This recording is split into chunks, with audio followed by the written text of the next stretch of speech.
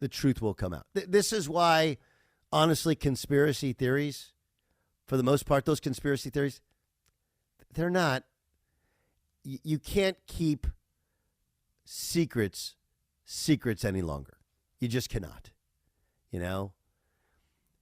So we have the story that, and first we'll make sure we point out, Russell Wilson's people have said it's categorically false. But it seems incredibly believable that Russell Wilson went to ownership. And remember, this is a weird time. Paul Allen passes away. His sister running the team, but she doesn't really like to run the day-to-day. So John Schneider in charge along with Pete Carroll. But he goes and says, hey, look, basically does the reverse Jimmy Chitwood. You know, they stay, I go. I stay, they go. And ultimately it was Pete Carroll winning, Schneider winning, and he's in Denver.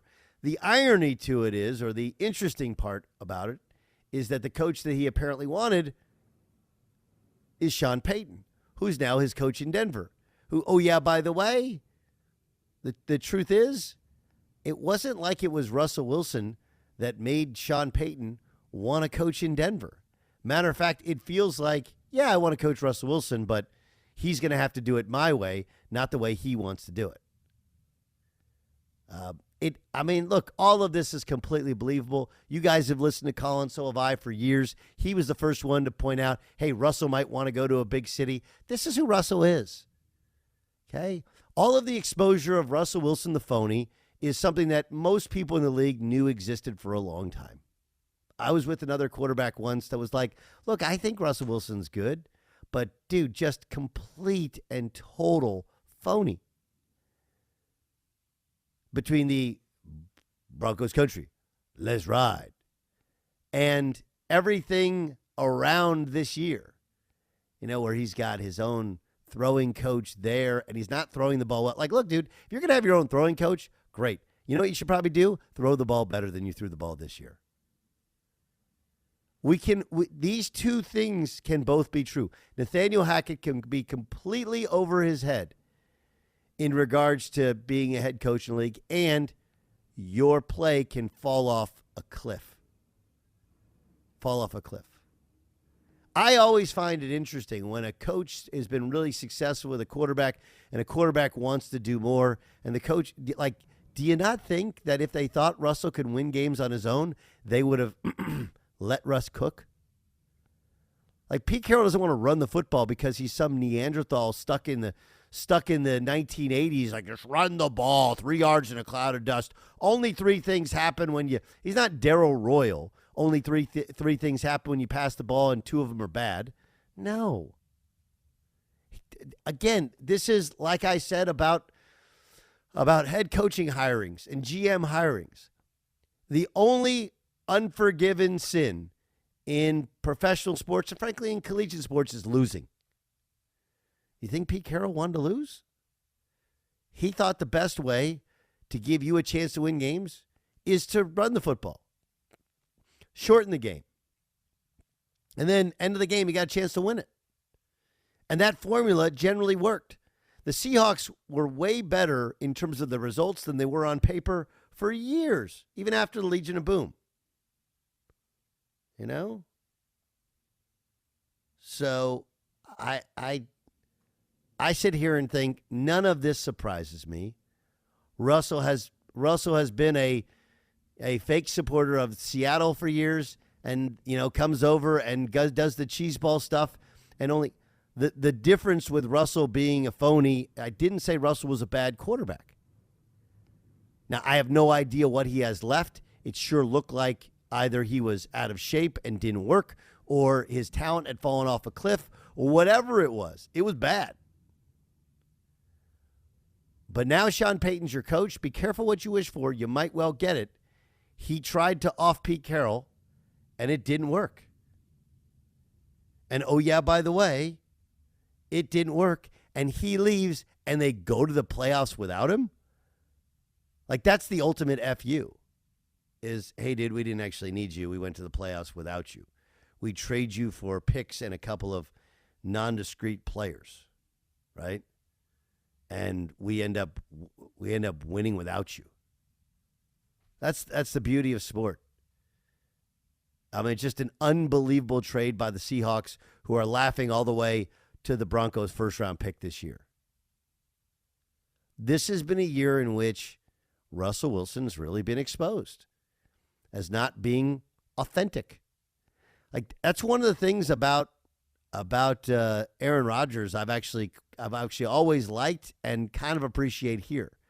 Like, he is he a little bit Looney Tunes with the conspiracy theorists? Sure. Do I want to do a dark room? Not really. I don't want to sit in a dark room for 3 days and just listen to my own thoughts. That's a scary thought. You know? I don't need to hike Machu Picchu or get ayahuasca in order to find myself.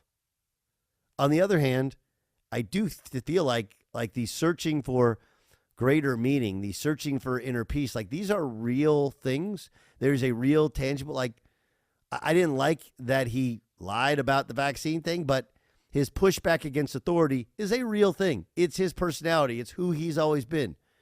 Whereas Russell, he's just trying to project an image. So do I believe that Russell Wilson, I didn't have anything to do with it categorically? Of course not. Do you know why? Because so many things about Russell have been inauthentic for like the last decade. And look, he's really, really good at understanding how to control the narrative in the media. And even the baseball thing with how he left NC State and goes to Wisconsin, I've heard Colin talk about it, others talk about it. And their thing is like, oh, Jim O'Brien didn't want him anymore. Like, that's not true. It was his senior year in college. He was gone every summer because he was playing baseball. And he was like, look, if you want to be our starting quarterback, you got to be here in the summer. If not, the starting quarterback position is up for grabs, and Mike Glennon ended up being the guy who replaced him. He goes to Wisconsin, has an unbelievable year. They win a Rose Bowl with as stacked a roster as Wisconsin will ever have. But the point is that it was, even what's said now about that is a narrative that's been controlled by Russell. You know, I believe in players. Players in the locker rooms, they can smell a phony. They just can. You can't fool those guys. They know too much about their craft. They know too much about people. They're around you way more often. They know what's up. Like, you may listen to interviews sometimes and have an athlete on, and you're like, man, I just don't know how bright that guy is. All right, maybe in communication, in terms of on the radio, he's not great. Some of them are great. Some of them are not.